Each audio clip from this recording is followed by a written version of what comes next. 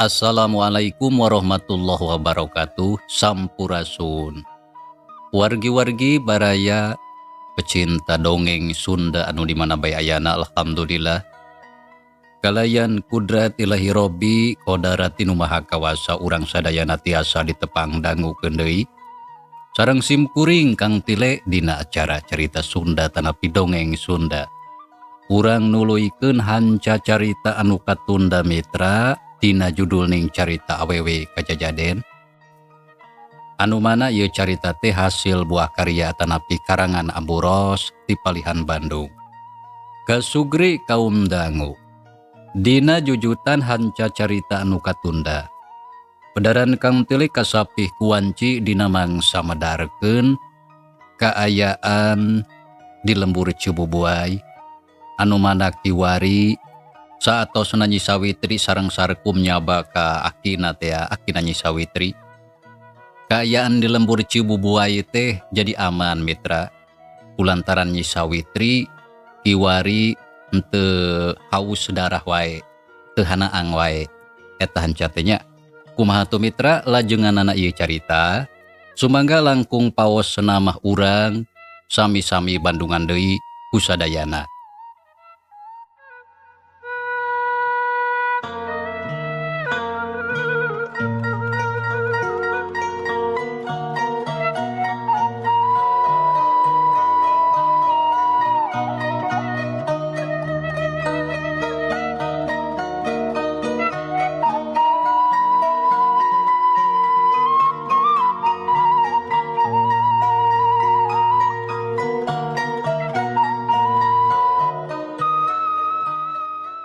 Kasugri kaum dangu. Urang gancangkeun carita 10 tahun geus kaliwat. Ku ayeuna Sarkum geus jadi saurang jalma nu pangbeungharna di lembur Cibubuay. Samalah disarebutna oge juragan Sarkum. Hubunganna jeung titin adina ayeuna mah geus hade deui. Sarkum geus bisa narima kasih ojay anu jadi salakina. Sedengkeun anakna Nyi Sari ayeuna geus lulus sakola. Samalah diteruskeun pendidikanna ka perguruan tinggi anu aya di kota.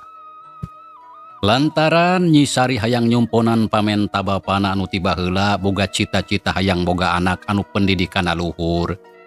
Sangkan teu ngalaman nasib cara dirina. Anu kudu ngalaman sangsara balangsak sarta seubeuh ku panghina. Kocapkeun dina hiji poe harita teh pabeubeurang. Kabeneran Sarkum teu udar ider ka mamana. Lantaran sagala pagawean geus aya anu ngurusna. Da puguh pagaweanna oge loba jadi Sarkum geus rada jarang indit ka pasar.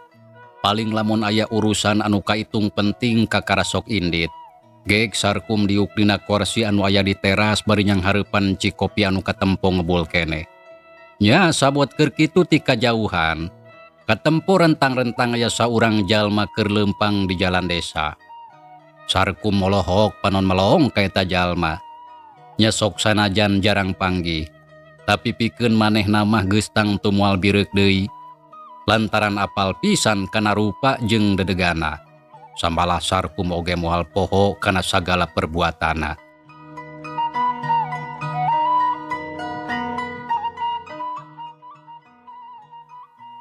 Hai, nah itu siga si Wira.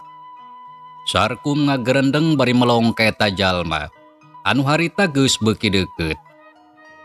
Oh, si Wira eta mah.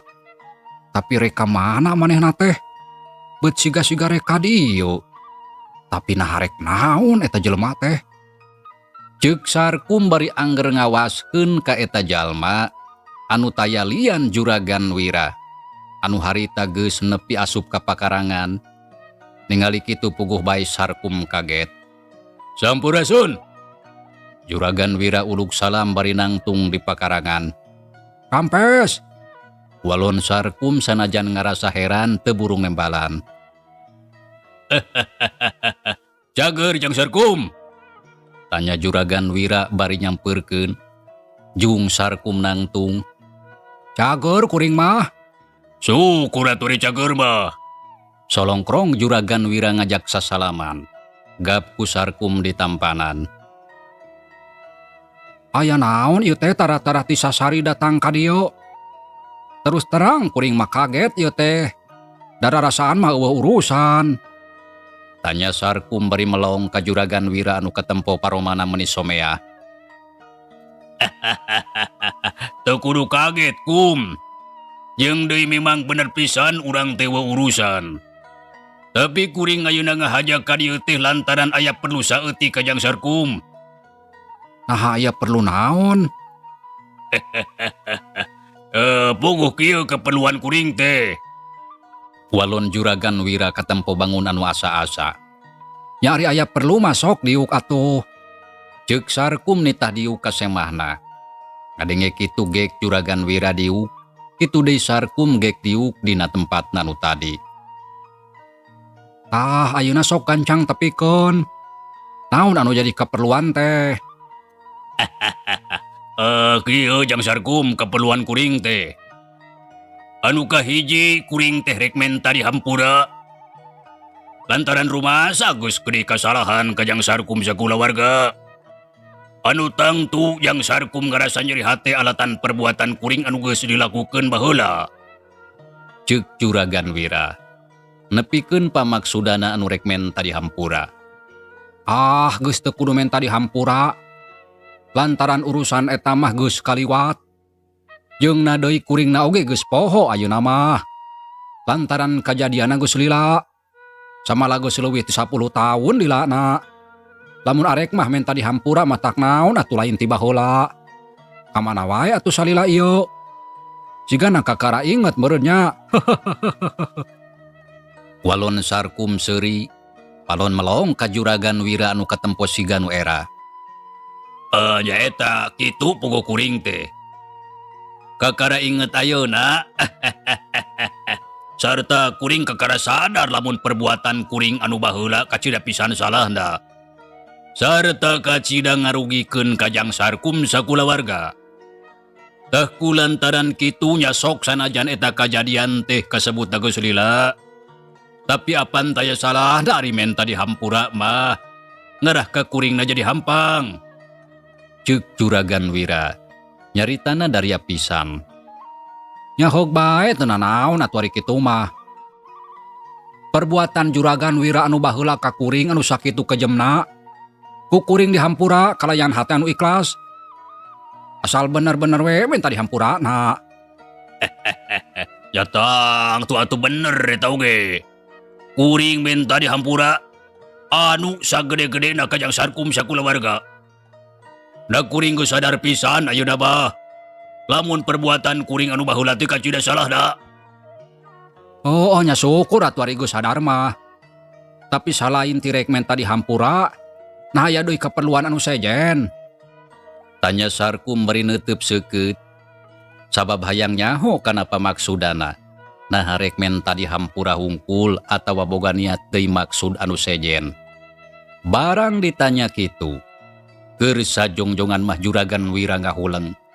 Rek nepikeun pamaksudana jadi asa-asa da puguh heurin kuleta. Nah kalah ngahuleng. Nah datang ka dieu teh aya deui pamaksudan anu sejen atawa ngan ukur rek menta di hampura hungkul. Adena masok kancang tepikeun sarta teu kudu asa-asa. Ceuk Sarkum malikan deui tumanya. Punggu kieu Jang Sarkum.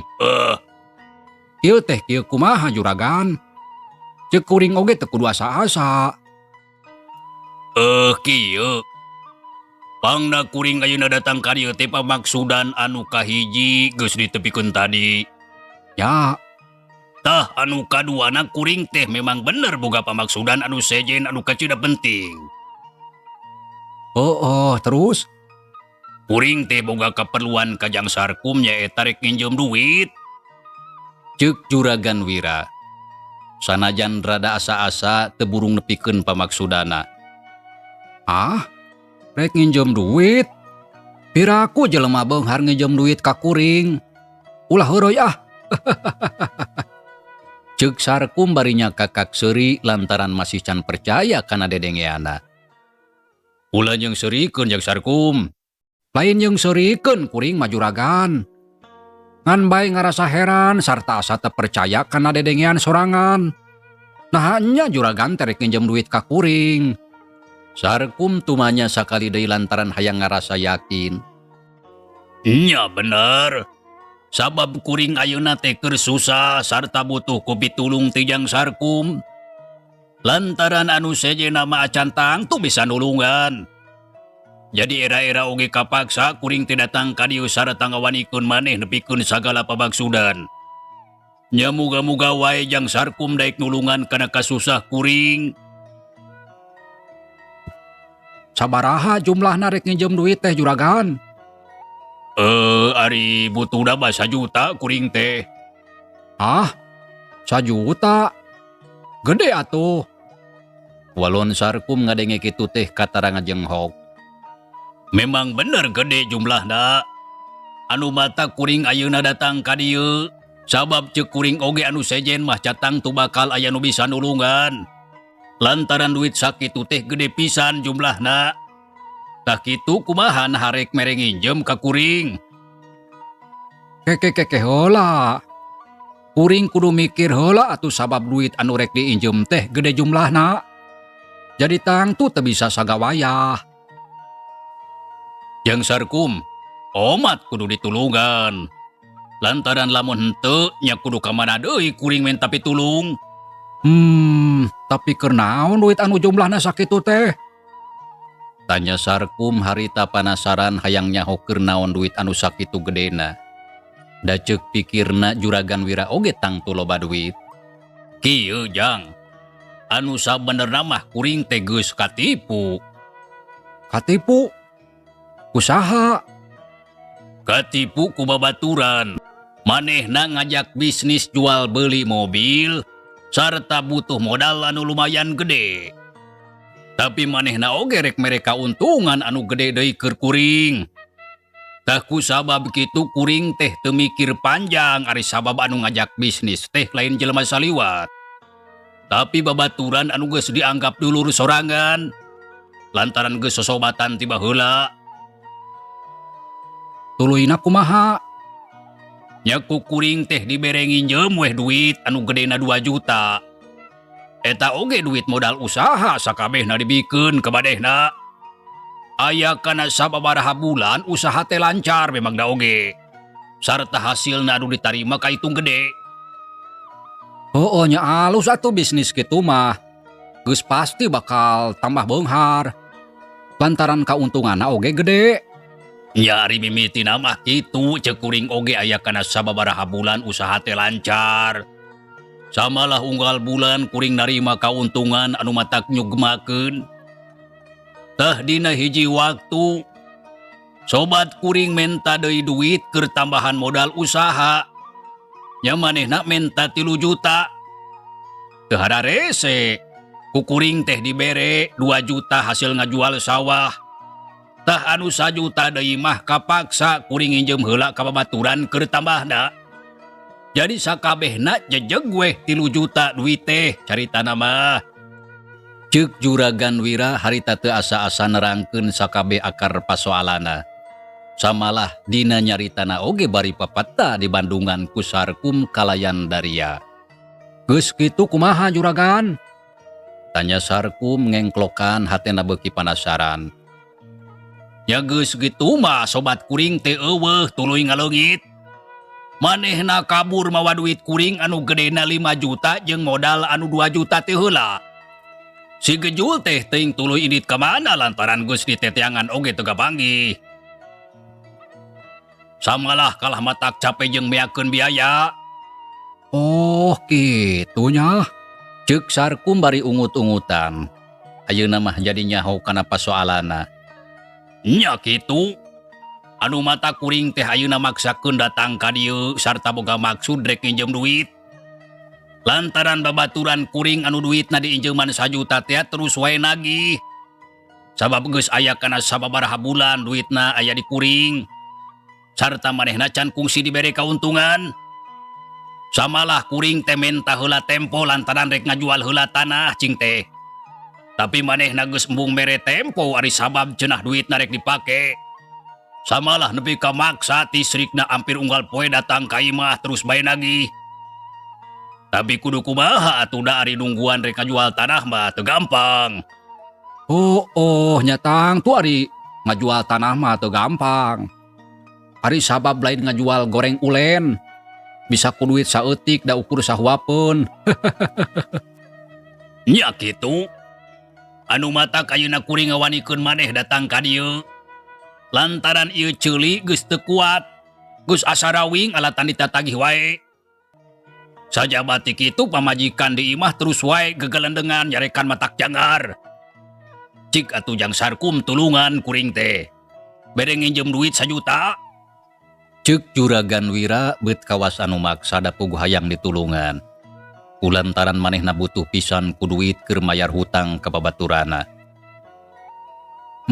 Keheula anan kudu kumaha nya? Walon Sarkum katara bangun anu bingung. Sok padahal dina sajroning hatena mah surak samala puas. Jorojoy boga niat hayang males kana sakabeh perbuatana. Jang Sarkum. Kumaha nah harek mere nginjem atawa moal? Cik kuring tulungan atuh. Lantaran ayeuna teh keur bener-bener butuh pisan. Ceuk Juragan Wira geus pok deui. Lantaran hayang geura meunang kaputusan. Kieu Juragan. Soal duit 1 juta nya heug bae ku kuring rek dibere nginjem. Tapi jelas kudu puguh heula atuh-aturana sarta sabaraha lilana sanggup ngulangkeuna. Da ari kudu lila-lila mah teu bisa kuring oge ari sabab duit anu rek diinjemkeun teh duit modal usaha. Jeung deui rek sabaraha mere kauntunganna. Tah eta sakabeh aturana kudu jelas heula ti mimitina. Lain kitu apan Juragan oge ka kuring baheula. Ceuk Sarkum bari melong ka Juragan Wira anu keur ngabandungan. Teu nadaon kitu oge. Jeung deui bener pisan kudu puguh heula ti mimitina. Ngadah ulah aya deui kajadian cara baheula. Nya kitu maksud kuring teh. Kieu we atuh Jang Sarkum. Kuring bere heula nginjem duit 1 juta. Tah ngeunaan mayarna menta tempo nepi ka payu tanah. Tah engke pasti ku kuring dibayar. Samalah tangtu bakal dibere jeung kauntunganna. Teu bisa kitu. Atuh ari mayarna kudu nungguan payu tanah mah rek sabaraha lila. Da can puguh atuh bisa dina waktu anu deukeut bisa oge jauh. Samalah bisa oge teu payu. Lamun geus kitu kumaha nasib duit kuring? Da 1 juta teh gede atuh jeung duit modal deui. Ari geus hayangna kumaha atuh? Nya lamun nya keukeuh rek nginjem duit, ceuk kuring oge heug bae dibere, tapi ngeunaan aturana kudu ditangtukeun ku kuring salaku anu boga duit. Lain sakahayang anu nginjem. Walon Sarkum bari seuri atoh ningali Juragan Wira anu katempo keur bingung teh. Nya heug bae atuh, tapi kumaha aturana? Nya ari aturana mah kieu Juragan. Lamun nginjem duit 1 juta, pek bae ku kuring dibere tempo 3 bulan lilana. Tah dina waktuna mulangkeun duit, anu 1 juta kudu jadi 2 juta. Ulun hama digede-gede teuing leuwihna. Tanya Juragan Wira katarang jenghok. Ah, nya teu gede sakitu mah. Lantanan lamun eta duit dipake modal usaha ku kuring, tangtu hasilna bakal leuwih ti sakitu. Tembal Sarkum nyaritana daria pisan. Sedengkeun Juragan Wira tuluy ngahuleng. Kumaha juragan, arek atawa moal? Ya arek. Tapi kumaha lamun kuring bisa mulangkeun eta duit kurang ti 3 bulan? Nah leuwih nangurangan atawa moal? Ah moal. Eta duit keukeuh leuwihna kudu sakitu. Waduh berat atuh kitu mah. Ah teu berat, wajar we sakitu mah. Jeung deui apan acan tangtu bisa mulangkeun dina waktu kurang ti 3 bulan. Sabab bisa wae kalah leuwih ti kitu. Ngaranna oge ngajual tanah can karuhan payuna. Bener, tapi kumaha lamun kuring teu bisa mulangkeun duit dina waktu 3 bulan? Misalkeun tanuh can kajual. Tanya Juragan Wira bari neuteup ka Sarkum. Nya teu nanaon ari can aya mah. Ngantang tu eta duit leuwihna jadi nambahan. Duit 1 juta dina waktu 3 bulan kudu jadi 2 juta. Tah lamun teu bisa mulangkeun pokona tiap bulan kudu mayar leuwihna. Anu gedena 500.000. Tah lamun jadi 4 bulan, duit teh jadi 2.500.000. Lamun 5 bulan jadi 3 juta. Eta mah kari ngitung lah ku sorangan. Ulun haturana beut sarua jeung kuring baheula. Ceuk Juragan Wira bari mencerong ka Sarkum. Sedengkeun hatena rada keheul ari sabab aturan anu dijieun ku Sarkum teh sarua jeung anu dijieun ku manehna. Nyatang tu atuh sarua. Lantaran apan kuring mah nurutan ti juragan. Kumaha carana bisnis duit anu matak nguntungkeun? Ayeuna mah kari pikiran we ku sorangan. Nah arek atawa moal. Da kuring mah moal maksa daek heug untuk kajon.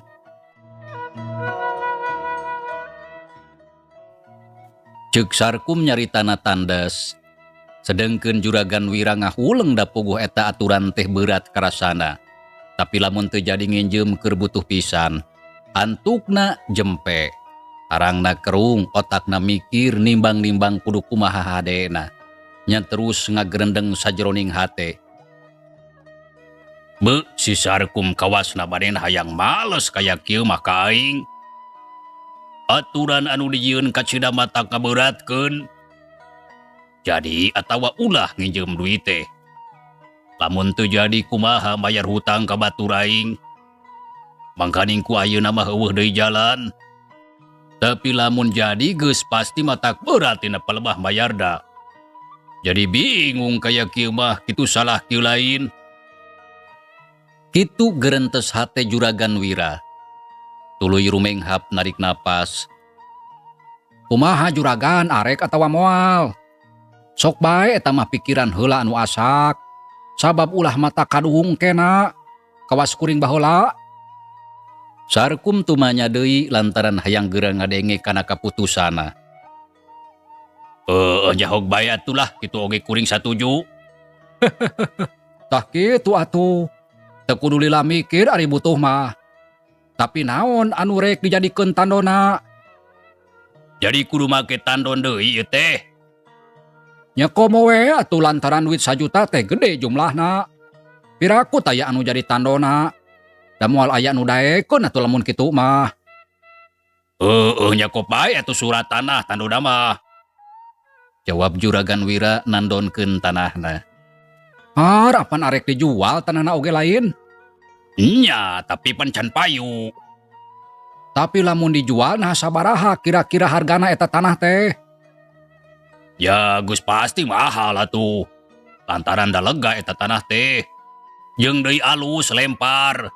Rek dipelakana naon oge moal burung hade. Nya hog atuh ari kitu mah. Walon Sarkum akhirna mahnya tujuan. Tah geus kitu we lah ayeuna mah. Sok kuring bere duita. Heula anak-anak tu juragan teu kudu rurusuhan naon teh. Jeung deui mana surat tanahna di bawah henteu? Ya henteu da surat mah aya di imah. Tah lamun kitu, rek atuh cokot heula. Kuring rek nyadiakeun duitna. Ceuk Sarkum nitah nyokot heula surat tanahna. Sabab lamun teu sakalian dipenta sok bisi juragan Wira ngabohong da puguh geus apal kana sifatna anu licik. Dah kudu langsung ayeuna ieu teh. Nah teu bisa engke. Ya ayeuna we atuh lantaran kuring mah hayang crung-creng sangkan jelas sagala rupana. Apan kudu kitu lain? Ya hoga tuh ke urang cokot heula. Nya sok atuh kaditu. Jung juragan Wira nangtung leos indit lempang nangagedig rurusuhan. Ari Sarkum harita ngawaskeun bari seuri. Atena ngarasa puas. Sok siah karasa ayeuna mah ku sia Wira. Tah kitu aing baheula teh. Tapi aing teu nyangka kaayaan teh beut jadi tibalik ayeuna mah. Si Wira anu butuh ku duit, aing anu nginjemkeun. Ceuk Sarkum seuri sorangan. Panon melong ka juragan Wira anu geus jauh. Jung Sarkum nangtung sup ka jero imah. Gok amprok jeung bojona anu harita kakara kaluar ti kamar. Gek diuk dina kursi. Aya semasaha Kang bieu teh? Tanya Nyi Sawitri bari neuteup ka salakina. Aya juragan Wira. Saha juragan Wira teh? Eta tukang rentan. Si lentah darat. Anu baheula kungsi diinjeuman teh duitna ku akang. Samalah apa nepi ka imah emak dijabel ku manehna. Terus rek naon manehna ka dieu? Rek nginjem duit. Saha ujang anu rek nginjem duit teh? Tanya maanah ti lawang dapur bari mawa keler anu dieusi ku sasagon. Puguh si Wira, Mak. Juragan Wira maksud ujang teh? Nya. Walon Sarkum pondok. Terus ku ujang rek dibere? Nyarek dibere we atuh Mak. Da aya duit mah. Ah, ceuk mak mah mending oge ulah ujang, ulah dibere. Sabab mah hariwang urusan jeung si Wira mah bisi goreng tungtungna. Ah, teu kudu hariwang mak mah. Keun eta mah urusan abdi. Hanya kajon atuh ari kitu mah. Ngandari mama teu weleh sok salempang ari urusan jeung jelema kitu mah. Lantaran si Wira mah sifatna licik. Sok kayang menang sorangan. Ceuk maana sok nunda keler sasagon dina luhur meja. Geus kitu terus ngaleos deui ka dapur sedengkeun Sarkum sup ka kamar. Sorog ngadeuketan kana lomari brai dibuka pantona. Sorolok muka laci breh katempo duit meuning entep kepokan. Meuning ngajajar sareta wareuteuh keneh. Geus kitu kop kana tumpukan duit terus atuh diitung kalayan apik jeung taliti.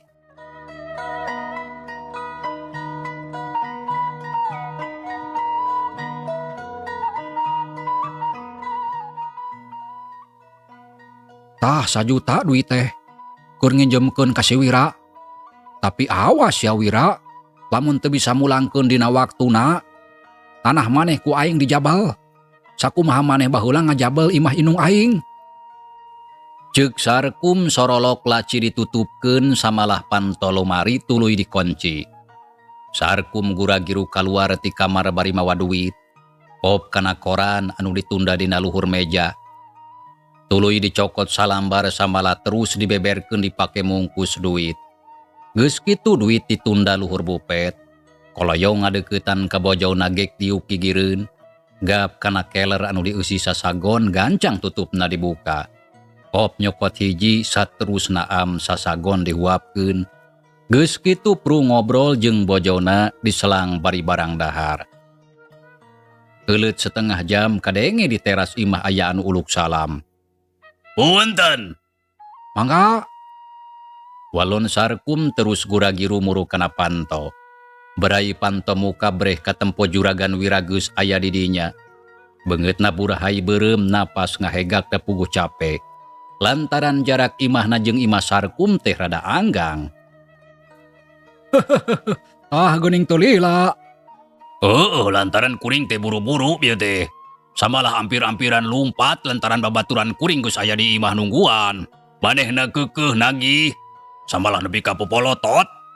Tah ayeuna sok gancang jang Sarkum kuring bere duit da. Kop tah surat tanahna. Walon juragan Wira barireng haperanjug dadana turun naik. Sedengkeun kesangna ngucur menilu utleet tepuguh capek jeung panas. Lantaran panon poe harita keur meujeuhna moncorong luhureun sirah. Panasna asa tembus kana emun-emunan. Heug bae da duit mah geus disadiakeun. Ke tungguan sakedeung nya. Ceuk Sarkum terus ngaleos ka jero imah. Ari juragan Wira gek diuk nungguan anu boga imah. Hatena geus teu sabar hayang buru-buru menang duit. Sabab manehna geus capek ampir unggal poe tuluy ditatagih wae ku baturna. Teu lila Sarkum geus kaluar deui bari mawa duit anu geus dibungkus ku koran. Samalah sakalian mawa kwitansi jeung pulpena ngarah teu bulak-balik. Juragan, tah ieu duit teh jumlahna kabeh aya 1 juta. Ceuk Sarkum bari nunda duit tina luhur meja. Bener eta teh 1 juta.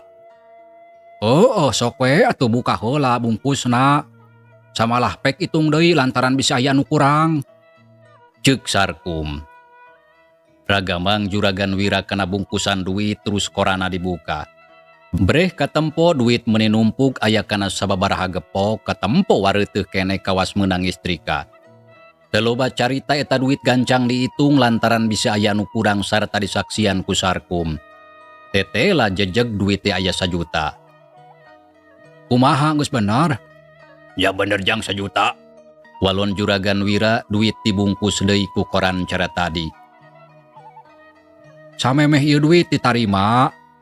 Kuring rek nyieun heula kwitansiina. Ceuk Sarkum gap kana pulpen geus kitu mah getret nulis dina kwitansi. Anu eusina netelakeun ngeunaan juragan Wira anu nginjem duit gedena 1 juta. Sarta tandona tanah. Saterusna getret ditanda tangan kuduaan. Tah ieu kwitansiina geus beres. Sor Sarkum ngasongkeun kwitansi ka juragan Wira. Sedengkeun salinanana dicekel ku Sarkum jadi itu ieu pada boga. Tapi katu ieu surat tanahna cekelan.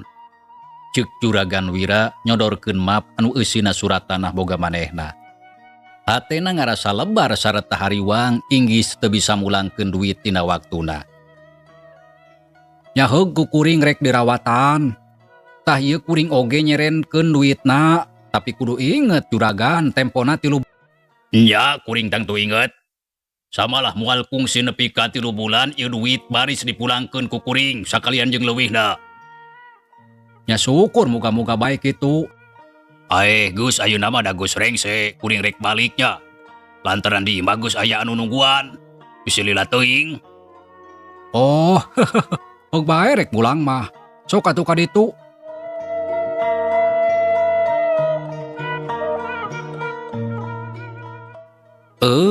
Mitra cageula ieu carita urang tunda heula. Insyaallah kin urang lajengkeun deui. Hatur nuhun mitra kana naon rupi peratosan wilujeng kantun. Wassalamualaikum warahmatullahi wabarakatuh.